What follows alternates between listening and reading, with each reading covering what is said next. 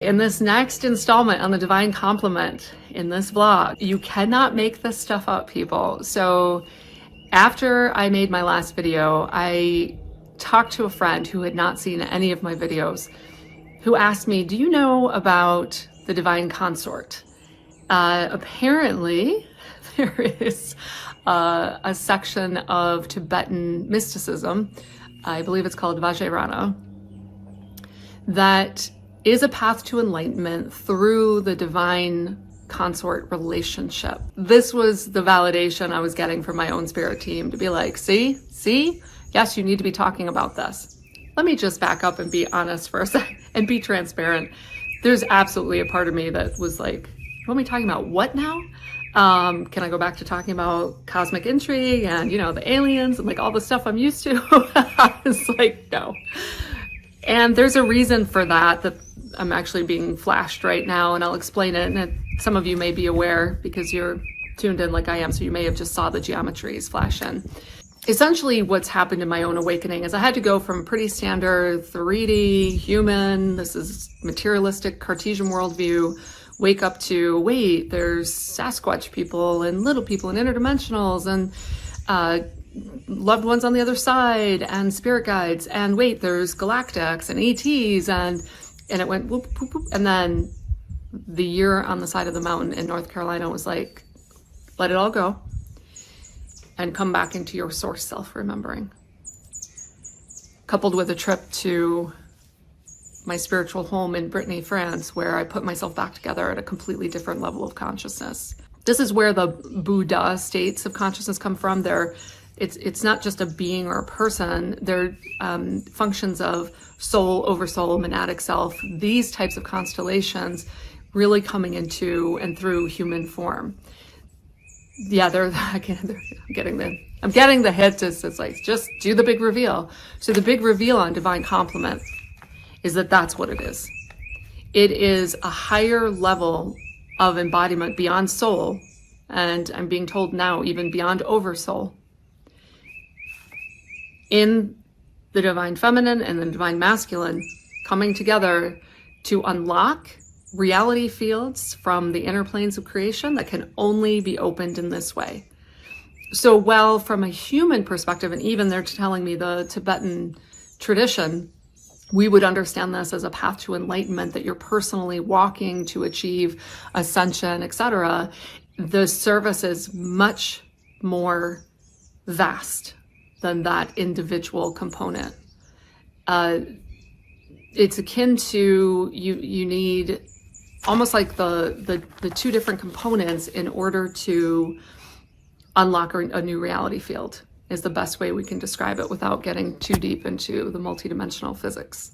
Ooh, got real serious real fast there. I'm like, ooh, can we lighten it up? Anytime we start to go into this level of work, you can feel it, because it's, it is my soul beyond soul directive to rekey, recode, reharmonize, rebalance this sector of living creation. Period, like end of story, I just heard, okay?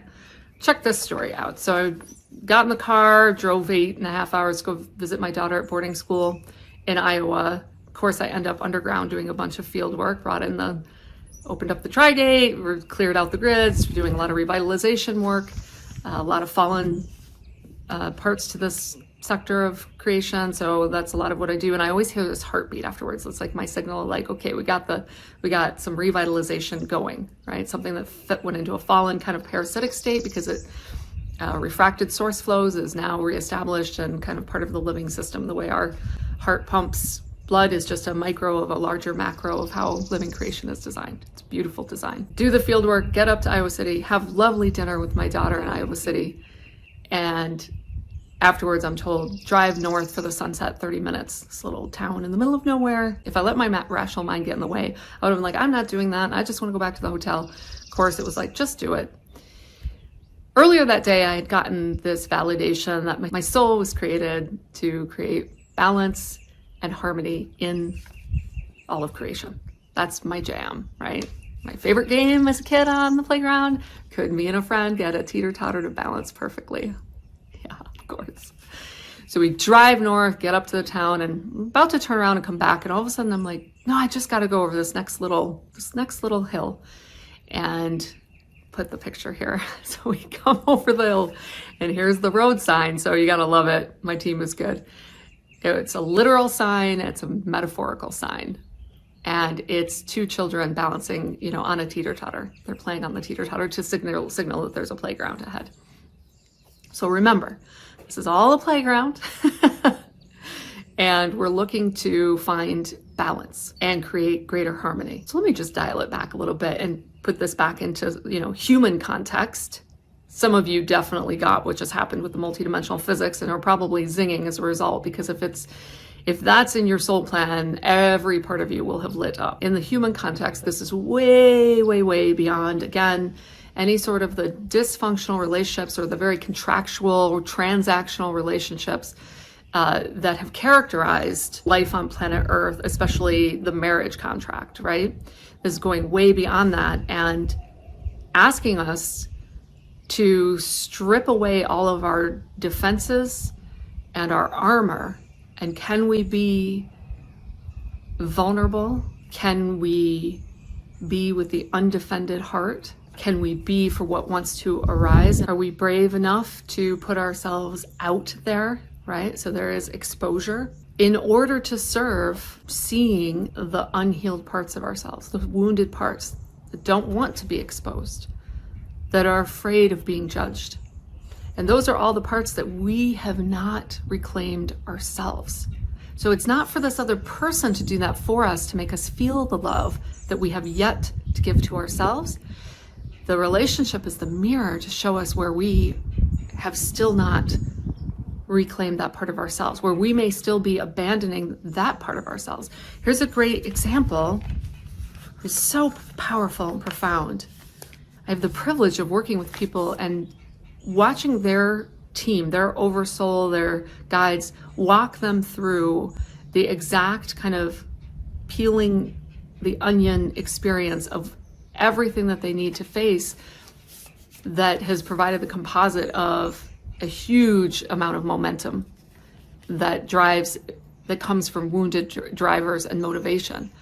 And the woundedness is simply the parts that felt like they weren't welcome. They're not allowed. And so here we are as adults just going full steam ahead, but creating disharmony and living in disharmony and not understanding why. For many of us, it's because some part of our inner child was excluded from this full steam ahead motion. That part was not allowed to play, to be too bright, too smart, too shiny, too playful, too goofy, too insightful, right? Being able to see through so much can frighten other people. And so that part of us got left out, abandoned, left behind, never reclaimed. And so here we all are, like out here, I'm an adult, got it figured out. And we're realizing, wait a minute, the soul, right? Your greater self is saying, we got to go back now. And we have to reclaim that. And here's why this is important for those of you who are interested in this conversation and drawn to this conversation. It's because your soul purpose and what you came here to do, a large part of that involves going back and reclaiming and coming back into the state of wholeness, so that what you create going forward in the future is reflective of your truer, more loving self. It doesn't carry the same amount of distortion. Everything we create, our work, our relationships, if you're a creative and you're creating bodies of work, whether it's writing or music or art, anything you touch, anything that comes out, even just your thought forms, will carry either disharmony, harmony, based on the extent to which you have met each moment vulnerably, openly, and honestly to see what is arising. And that is why the divine complement, we're going to circle it back here, is so powerful, is because it will show you where the gaps still are in ways that if you weren't in relationship, you would not be able to see, because they will not be reflected back to you. So I'm being told right now, the extent to which you are in active resistance to this conversation is a pretty good indication that you have some aspects that are looking to be reclaimed. If it doesn't carry a charge and it's just neutral, that's different, right? It's like, oh, that's a lovely conversation. Interesting, right? Versus, not for me. No, I don't want that. And there's blah, blah, blah, right? Or just whatever it is. It might not even be that. It might be a different tone of it. They're saying there are so many different ways we can be in active resistance. And believe me, I'll out myself. Part of me is like, oh God, I do not want to be talking about this. This is not my wheelhouse. But you know what? None of this on this whole journey has been my wheelhouse. I have had to remember it as I'm in active service every step of the way. From the moment they had me come put a shingle out to be spirit medium to this moment now, it's just always been the same. You'd think I would have had this totally figured out by now, but no, I still go into my own resistance. But I have learned that the resistance is a message. And so rather than trying to get away from it, might be best to really lean in. So we are going to circle back to the different levels of relationship that seems to want to come through now. And it's going to go multidimensional here, okay? So for those of you called, the divine complement relationship is the next step on your journey to complete your soul purpose here at this time. And it involves invoking your greater geometric self, your divine blueprints, at greater levels of consciousness, meaning more comprehensive, in service to this part of the multiverse. Essentially, by the two coming together, the two become one, and the Trinity comes into being, the triad. So the sum is greater than the parts. And this is why so many of us have had to deconstruct old relationships, identity constructs, jobs, etc., because they literally, those constructs literally, from a physics standpoint, cannot contain the greater manifest templates of these higher levels of consciousness. I'm getting the image of like light radiating out and just completely dissolving darkness.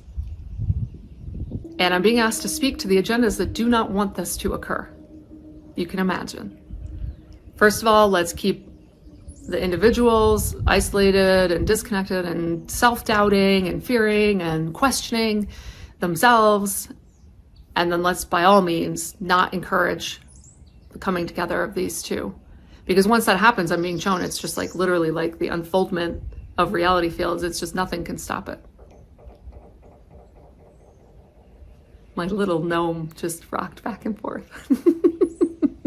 So the main message of what wanted to come through in this conversation around divine complement has come through, I'm being told. And again, it's not someone completing you as much as it is mirroring back to you how far you've come on your own journey and affording you the opportunity to see what maybe still needs to be refined, what parts may still be excluded from your own love. And if you'd like personal support doing this walk of realignment to your greater consciousness, I am currently accepting new clients. That information is in the link below. Please do leave a comment below, even if it's just a heart, as it helps the algorithm get this message out to more people. Again, there are forces that do not want this information getting out. So, help a metaphysician out. Thank you. And I look forward to your insights and comments and questions. Have a wonderful rest of your day. I love you.